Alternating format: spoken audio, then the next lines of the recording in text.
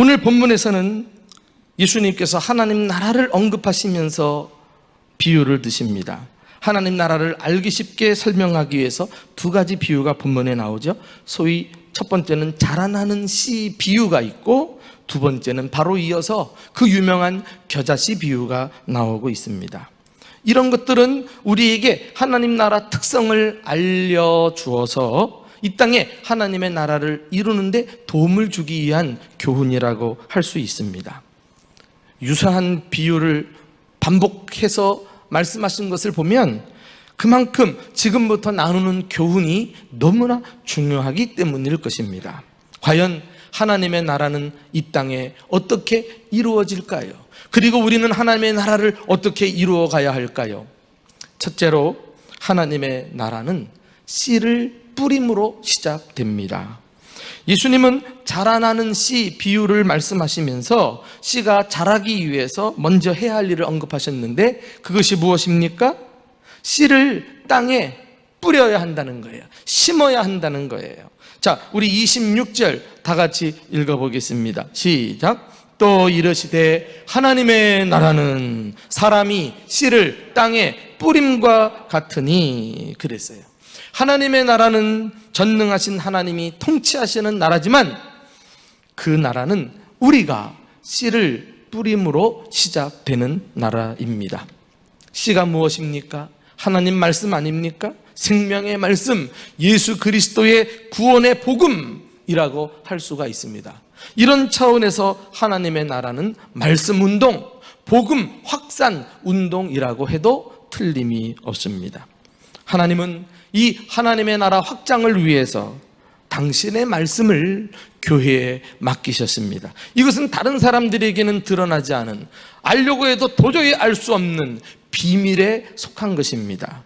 고린도전서 4장 1절에 이런 말씀이 나오죠. 사람이 마땅히 우리를 그리스도의 일꾼이요 하나님의 비밀을 맡은 자로 여길지어다, 그리했어요.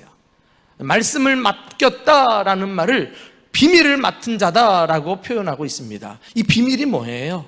하나님의 구원 계획을 소개한 내용이 아닙니까? 궁극적으로는 예수 그리스도를 통해 구원을 받는 하나님의 뜻이 바로 비밀에 속한 것입니다.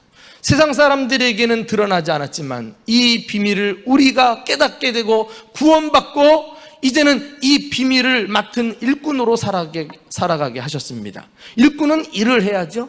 어떤 일을 합니까? 부지런히 오늘 말씀에 의하면 씨를 뿌리고 심는 일을 해야 합니다. 우리가 씨를 뿌리지 않으면 하나님의 나라는 한 뼘도 확장되지 않을 것입니다. 그래서 성경은 때를 얻든지 못 얻든지 복음을 전파하라, 이 말씀은 기회를 만들어서 적극적으로 기회를 찾아서 복음을 전하고 씨를 뿌릴 것을 우리에게 명령한 말씀입니다. 그런데요, 사실 씨를 뿌리는 것은 우리가 해야 할 일이지만은 생각보다 그렇게 쉬운 일은 아닙니다. 대단한 인간의 노력을 필요로 하는 행동이지요. 먼저 씨를 뿌리려면 땅을 갈아엎어야 돼요. 기경을 해야 돼요.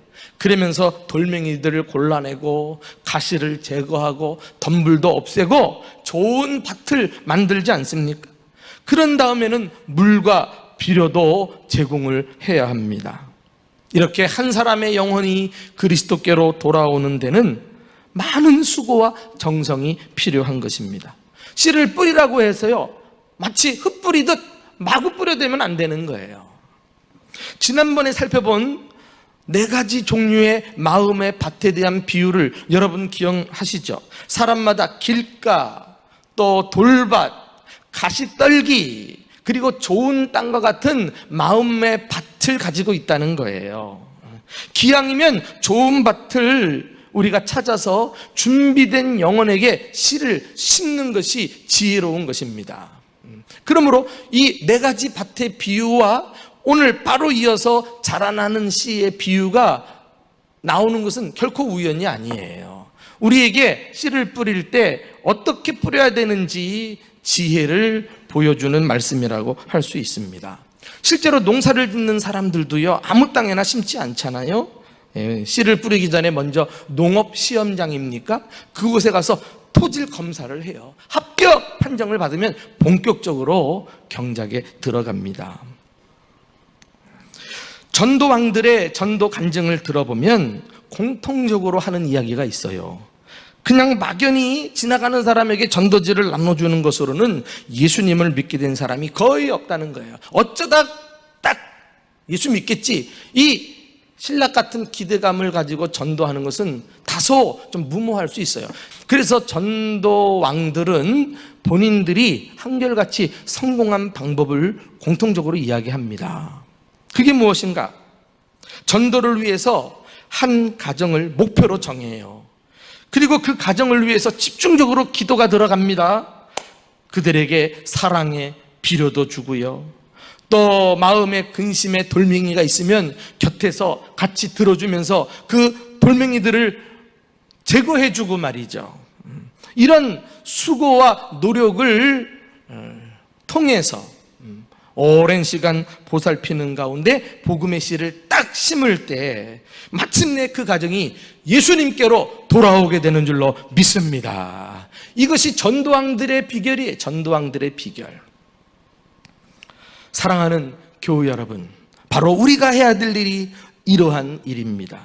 그러나 이런 일은 결코 쉽지 않을 거예요. 앞서 말씀드렸지만은 시간과 노력이 많이 들어가는 과정입니다. 그러나 이 수고가 헛되지 않은 것은 하나님께서 우리가 씨를 심기만 하면 반드시 자라게 해 주실 줄로 믿습니다. 그 내용이 27절에 나와요. 우리 한번 다 같이 읽어볼까요? 시작.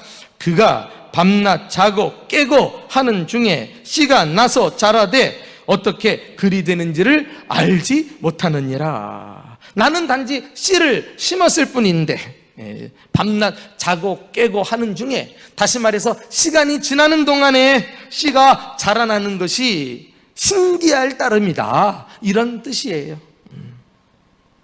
이렇게 자라나게 하는 것은 인간의 영역이 아닌 것입니다. 오직 하나님이 하시는 하나님의 영역입니다. 그러므로 어떻게 해야 돼요? 우리는 하나님께 맡기고 더욱 최선을 다해서 부지런히 씨를 심는 노력을 기울여야 합니다. 우리가 알고 있는 그 위대한 사도 바울조차도 고린도에서 전도할 때 이 사실을 늘 잊지 않았기 때문에 일이 잘 풀려도 교만하지 않았고, 일이 뜻대로 안 돼도 좌절하지 않았어요. 그는 자신에게 주어진 역할만 열심히 최선을 다했습니다. 그게 무엇입니까? 고린도전서 3장 6절에 보면 나는 심었고 아볼로는 물을 주었으되 자라게 하시는 이는 하나님이시로다. 할렐루야. 예, 부지런히 심어요. 어떤 사람은 물을 주는 역할을 하는 사람도 있을 거예요. 그런데 궁극적으로는 하나님께서 자라게 하신다. 이 하나님의 주권에 대한 확신을 가지고 있으니까 전도가 되어지는 거예요. 그래, 씨를 심는 것은 힘든 일일진데 그래도 내가 이것만 해놓아도 하나님께서 모든 일들을 책임져 주실진데 내가 이것마저 안 하면 되겠는가? 이런 깨달음이 있는 것입니다. 하나님께서 이 메시지를 통해 다시 한번 우리에게 전도 열정을 불이켜 주시고 일으켜 주시고 이 땅에 사는 동안 최선을 다해서 좋은 밭을 찾고 씨를 뿌리는 저와 여러분 될 수 있기를 예수님의 이름으로 축원합니다. 두 번째, 하나님의 나라는 단계적으로 성장합니다. 예수님은 하나님께서 씨를 어떻게 자라나게 하시는지에 대해서 말씀하셨어요. 28절에 나옵니다. 다 같이 읽어볼까요? 시작. 땅이 스스로 열매를 맺되 처음에는 싹이요 다음에는 이삭이요 그 다음에는 이삭의 충실한 곡식이라. 땅이 스스로 열매를 맺는다. 하나님이 하시는 일이죠. 하나님이 자라게 하셨으니까. 그런데 그 하나님이 하시는 일을 우리는 다 이해할 수 없어요. 피조물이 창조주를 어떻게 다 이해할 수 있단 말입니까? 자라되 어떻게 그리 되는지를 알지 못하느니라 그리했잖아요. 그러나 성장해 가는 모습은 알 수 있어요. 어떻게 아는가? 싹에서부터 시작해서 그 다음에는 이삭이 나고 그 다음에는 알찬 곡식을 맺는다는 거예요. 그것을 보니까 우리가 자라나는구나 라는 것을 알게 됩니다. 그 다음에는 하고 같은 말을 반복하고 있는 것을 보면 이렇게 성장을 하는 가운데 단계적으로 자라나는 것을 강조한 표현이라고 할 수 있어요. 여러분, 여기서 우리가 알게 되는 것은 무엇입니까? 모든 생명 있는 것들은 신앙 성장조차도 결코 속성 단기 코스로 끝나지 않는다는 거예요. 시간이 걸리는 과정입니다. 자연의 이치를 봐도 말이죠, 빨리 자랄수록 가치가 덜 나가요. 오랜 시간 걸려서 만들어지는 것이 진짜 가치가 있지 않습니까? 버섯 재배를 하는 데는 하룻밤만 지나면 쑥쑥 자라니까. 그러나 참나무 같은 것은 100년이 걸려서 훌륭한 제목감으로 쓰임받게 되는 것입니다. 여러분, 과일도요, 빨리 익으면 맛이 없어요.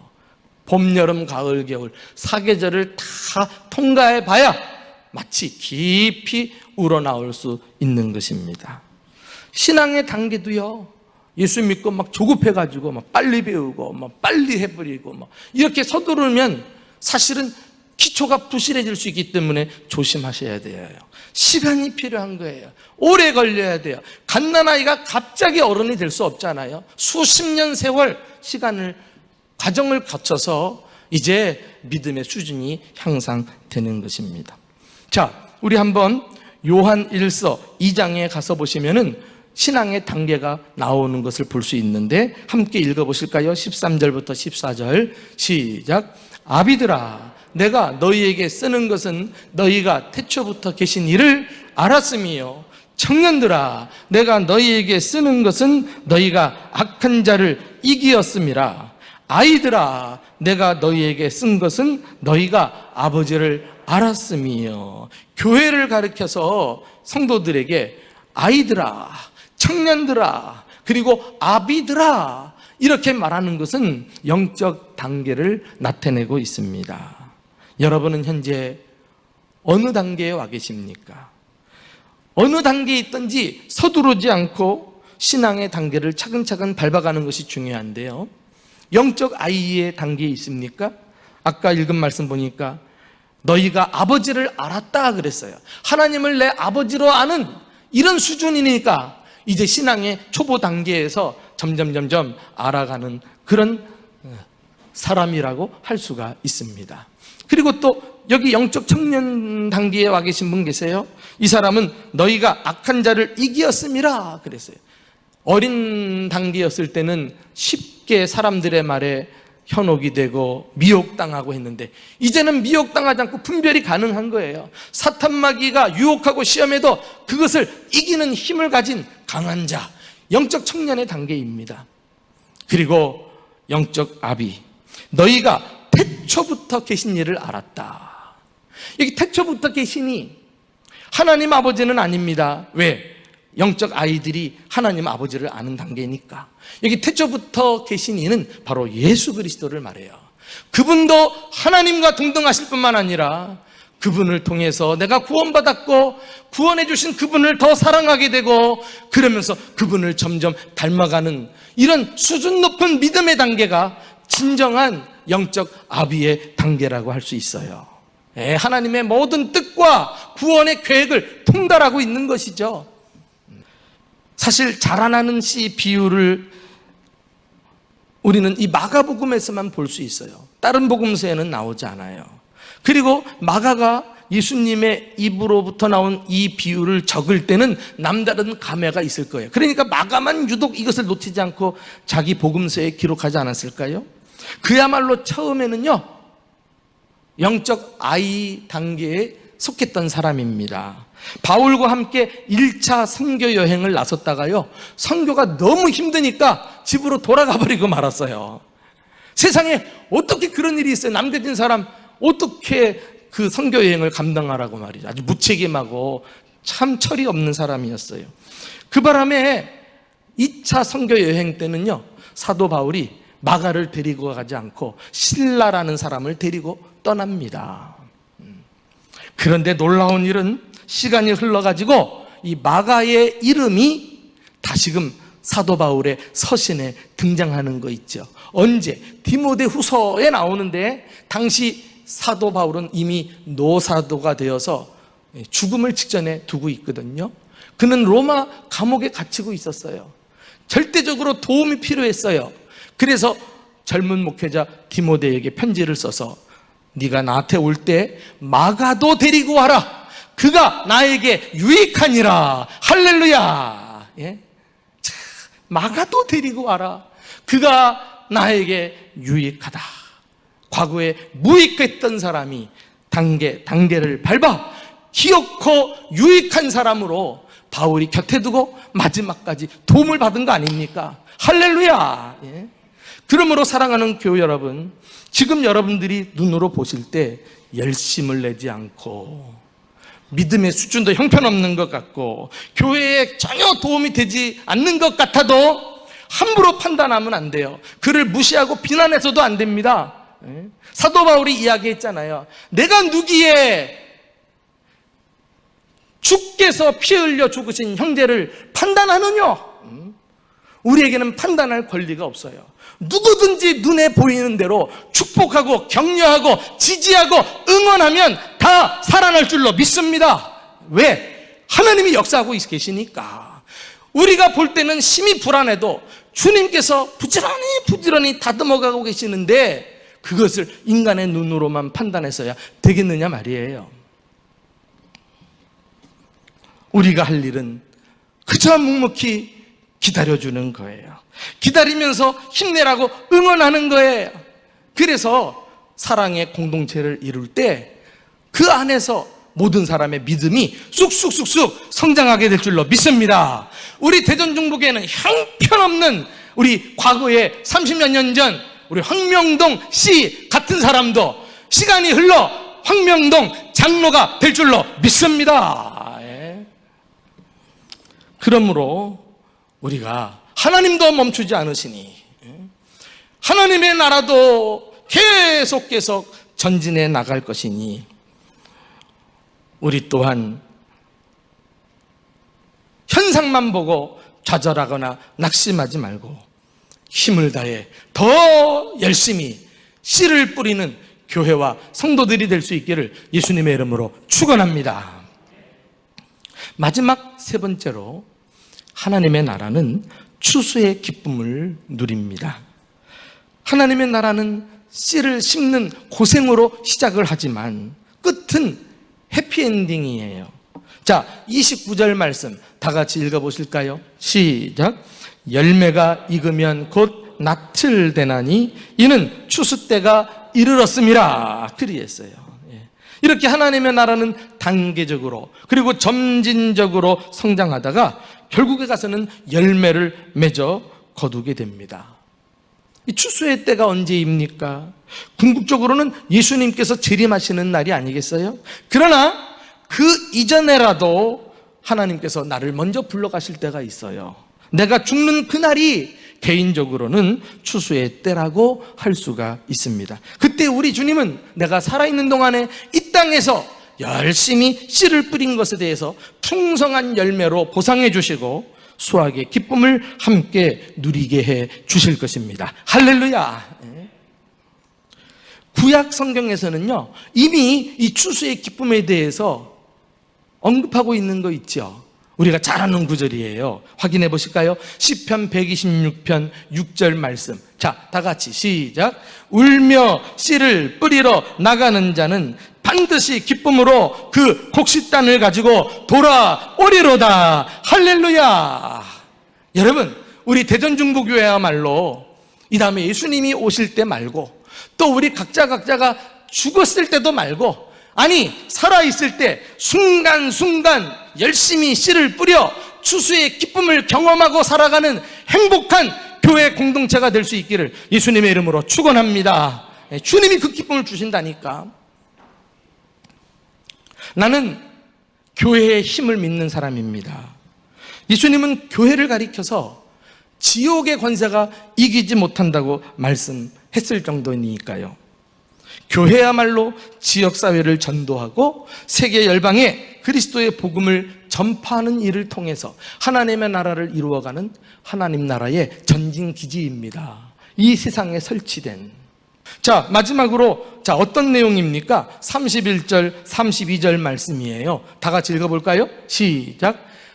겨자씨 한 알과 같으니 땅에 심길 때에는 땅 위의 모든 씨보다 작은 것이로되 심긴 후에는 자라서 모든 풀보다 커지며 큰 가지를 내나니 공중의 새들이 그 그늘에 깃들일 만큼 되느니라. 할렐루야. 예?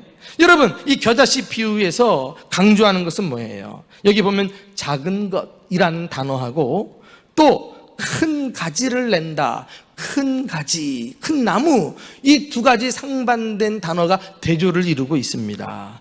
이 비유는 하나님의 나라의 놀라운 특성을 보여주고 있는데, 하나님의 나라는 작은 것에서 시작해서 큰 나무를 이루는, 반전을 이루는 나라인 줄로 믿습니다. 예. 얼마나 감격스럽습니까? 반전이 있는 나라. 참 생각만 해도 흐뭇하지 않습니까? 가슴 벅차지 않습니까? 겨자씨 같은 작게 시작한 세종중부교회가 거목과 같은 거대한 교회를 이루어서 그곳에 수많은 사람들이 함께 찾아와 영혼의 안식을 누릴 수 있는 이 비전과 꿈을 상상해 보는 것만도 신바람 나는 일입니다. 할렐루야. 공중의 새들이 와서 깃들이느니라. 여러분, 공중의 새는 경계가 없어요.